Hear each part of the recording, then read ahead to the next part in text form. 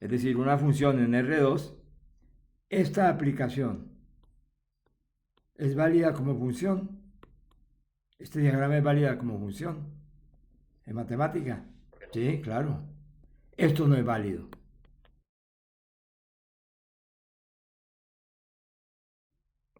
Esto no es inyectivo, porque no es uno a uno. Inyectivo tiene que ser así. Inyectiva es esto. Si tú tienes dos conjuntos y tú tienes Uno, aquí tres elementos y aquí tienes dos para hablar de los finitos que los que más se entienden, esta aplicación no puede ser inyectiva.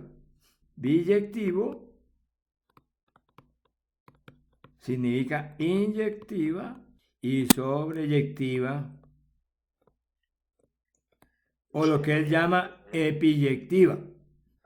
Es o sea, decir, porque es que esta palabra seguramente viene del latín y les gusta más que el sobreyectivo, que es más alguna variación del latín producida por el español. Entonces, biyectiva es que es inyectiva y sobreyectiva. Por lo tanto, por ejemplo, esta aplicación que está aquí, una parábola de x en y, es sobreyectiva porque todos los de acá tienen su preimagen, no hay ninguno que no venga de acá. claro. Este sobre, o sea, epiyectiva, y no es inyectiva, porque estos dos tienen la misma imagen, no inyectiva, o no uno a uno. Entonces esta no es biyectiva. No es biyectiva, porque para ser biyectiva tiene que ser inyectiva y sobreyectiva.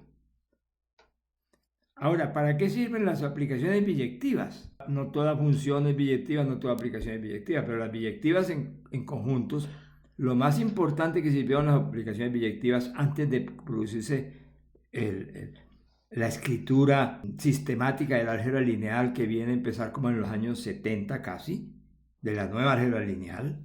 Las aplicaciones biyectivas, el primero que las estudió fue George Cantor, digamos Jorge Cantor, que se puso en este detalle. ¿Cómo es que el hombre aprendió a asignarle números a las cosas? Y entonces dijeron, por estos diagramas. Porque si tenía estos árboles aquí y tenía sus animalitos aquí,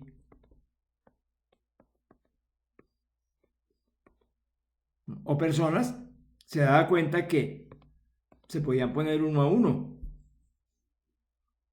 Y de ahí salió la idea de cardinal del conjunto. Los conjuntos finitos empezaron a darle nombres. El 1, el 2, el 3, el 4, se olvidaron del 0. Pero era una asociación. La matemática que se llamó moderna, la matemática moderna tuvo muchos iniciadores, algunos matemáticos muy fuertes y otros no tan fuertes como Bertrand Russell,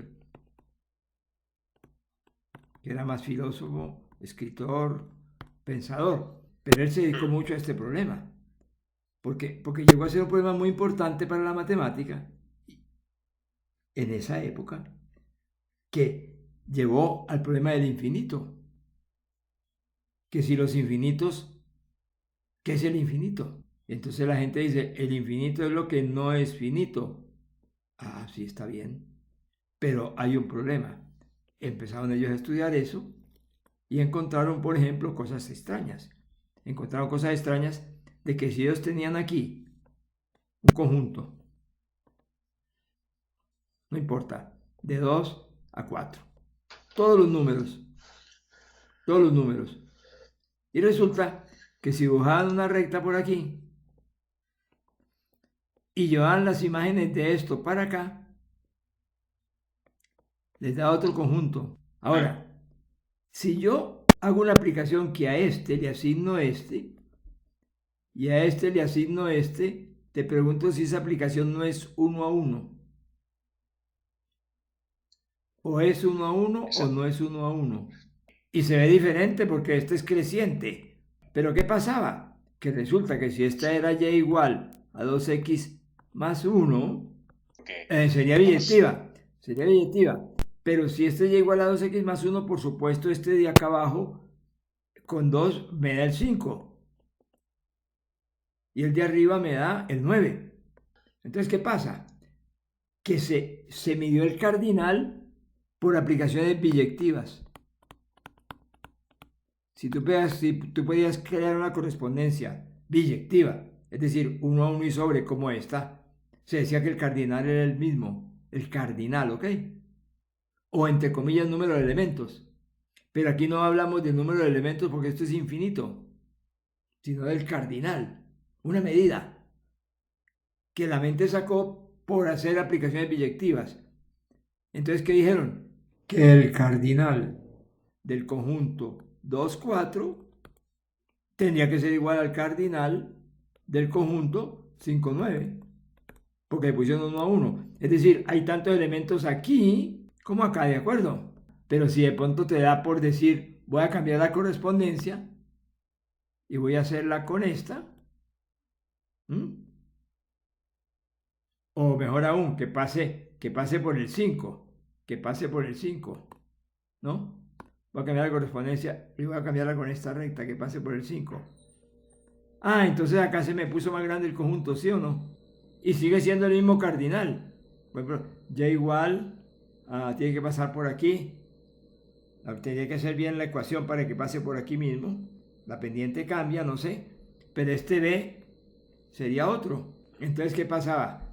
Si 2, 4 es equivalente, llamémoslo así, a 5, 9, ¿cómo puede ser que 2, 4 sea equivalente en cuanto a número de elementos a 5b con b mayor que 9? Repugnaba. Entonces se dieron cuenta que había una nueva teoría de la matemática que se estaba abriendo paso, porque eso era una generalización de lo que hacían los primitivos. Y vino los infinitos, los transfinitos y bueno. Pero las aplicaciones biyectivas por eso tienen una gran aplicación. Y sobre todo que las aplicaciones biyectivas, o sea, 1 a 1 y sobre, son las que permiten trabajar en dos mundos diferentes. Como los números reales con la suma,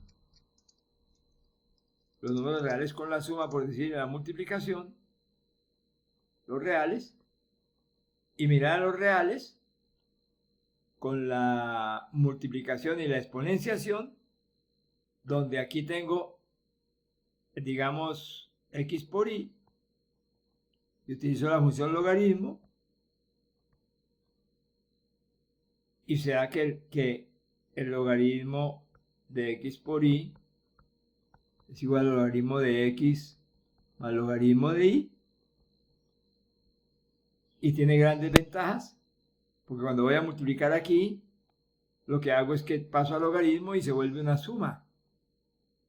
Y así fue que empezaron a hacer los cálculos antiguamente, por eso crearon los logaritmos, porque era más fácil sumar que multiplicar. El problema era cómo calcular los logaritmos, se hicieron grandes libros, porque no había funciones, máquinas. Entonces, ¿qué pasaba? Que esta relación entre un número y su logaritmo es una aplicación biyectiva, porque la función logarítmica es esta. Entonces, la función logaritmo va de los reales positivos, sin el 0, pone un asterisco por aquí, sin el 0. O sea, cuando ponen positivo es no negativo, por eso le ponen ese asterisco, para indicar que realmente positivos hacia este bendito intervalo. Porque tú te das cuenta, pasa esto, ¿no? Quiere decir que si es aplicación inyectiva, es inyectiva, los reales positivos, entre comillas, tiene tantos elementos como todos los números. Repugna, pero es verdad. Pero se crea un mundo que yo voy a llamar en este momento dual, cuando ese no es el sentido de dual, como un mundo paralelo, donde todo lo que sucede aquí se pasa para acá, y después de que hacen las operaciones aquí, se regresa y se da la respuesta de allá. Común y corriente en matemática, utilizar funciones especiales para cambiar de conjunto y de operación, y hacer las operaciones y regresarse. Esto viene de fines del siglo XIX, principios del siglo XX, los principios de la abstracción.